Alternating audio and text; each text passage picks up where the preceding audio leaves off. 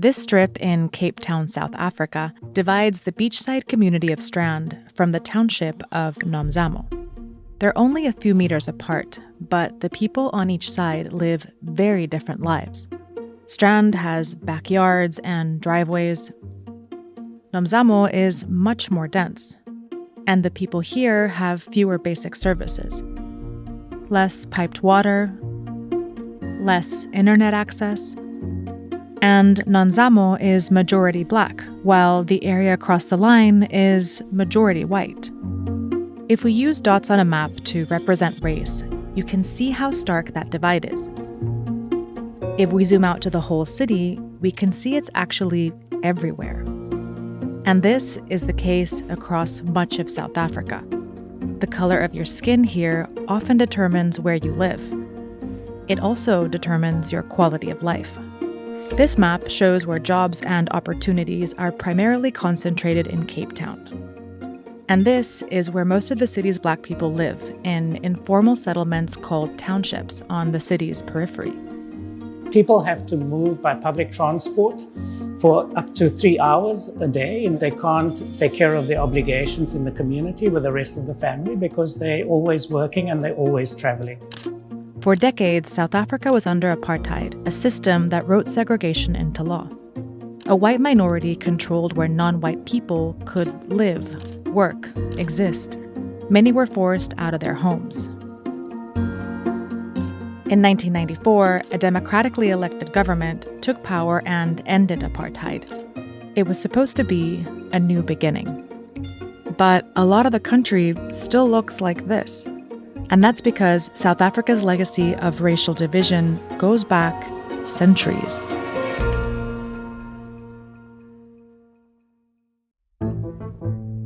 In the 1600s, the Dutch took over the southern tip of Africa to supply ships with food along the trade route to Asia. 150 years later, Britain seized it and named it Cape Colony. Many Dutch colonists moved here, further inland, to escape British rule and continue exploiting enslaved people. Just like the Dutch, the British used Cape Colony as a strategic location for trade. It wasn't economically significant. But in the 1870s, that changed when the British started mining diamonds there. Suddenly, Cape Colony was one of Britain's most prized and exploited colonies.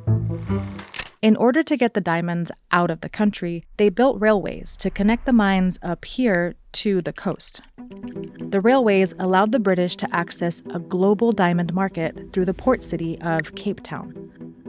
Soon, the economy of Cape Colony was centered around the railroads, especially this main route. The green areas on this map show the black regions of Cape Colony, largely left out of the railroad economy. Racial inequality in Cape Colony was being reinforced by location. To keep it that way, the colonial government started writing segregation into law. The Native Lands Act of 1913 pushed black people into these areas, only 8% of South Africa's land, and restricted them from owning land everywhere else.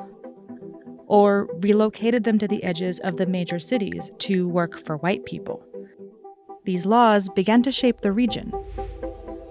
Cape Town's growth from the increased trade turned the port town into a major city.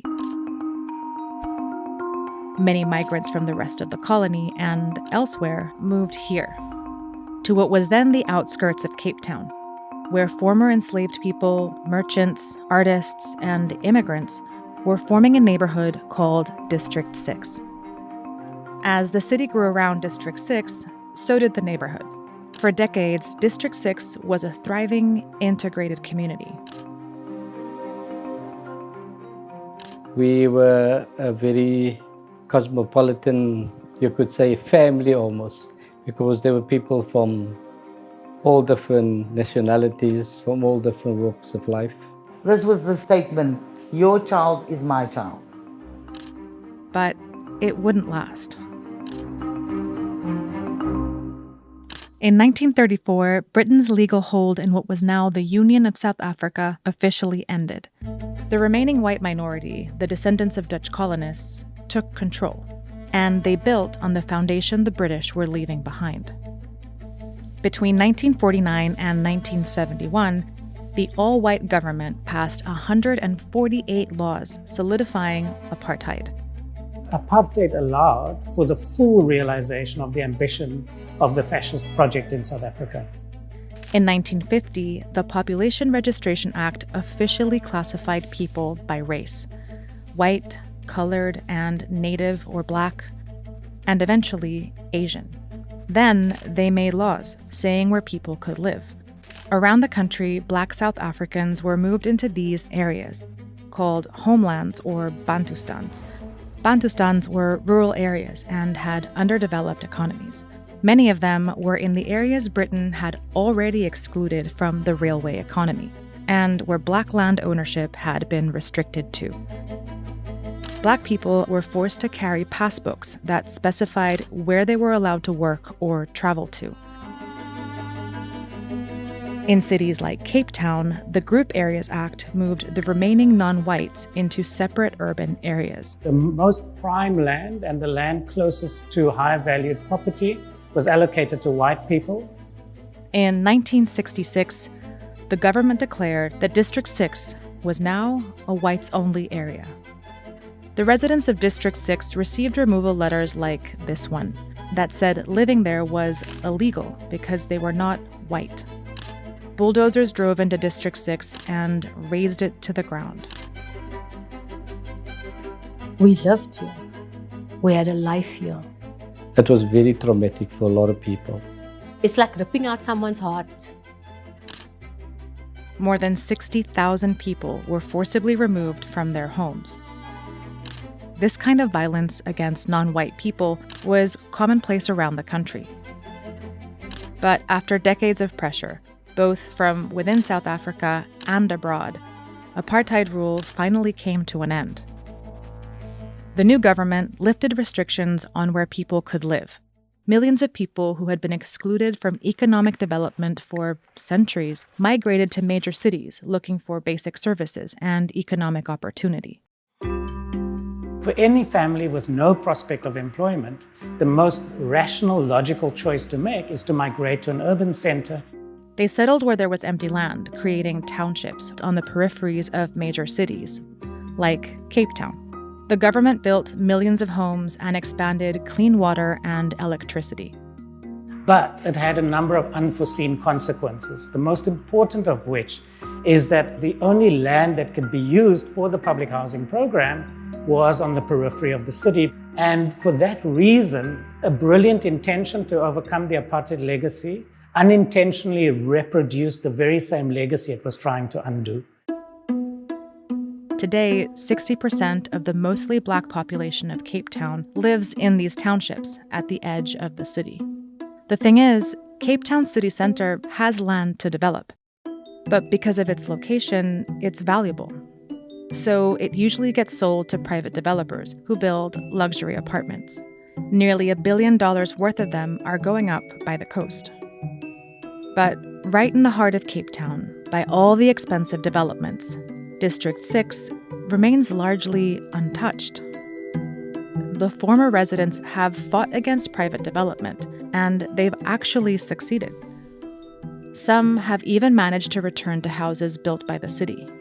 I wanted to come back here where I was born, which was part of our whole family's heritage.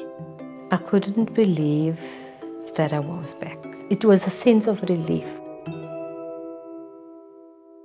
But there are still hundreds of claimants waiting to get back to District 6.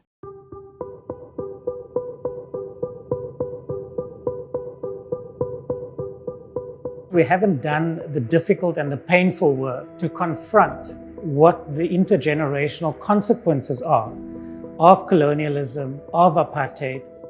The story of Cape Town and South Africa's racial segregation starts far in the past, but it's very much entangled with the present. Apartheid and colonialism here are over, but many of the barriers they built have yet to be dismantled. The kind of psychic scars that's left on individuals and on communities, we haven't begun the work of saying, how do we live together, right, in the face of that history?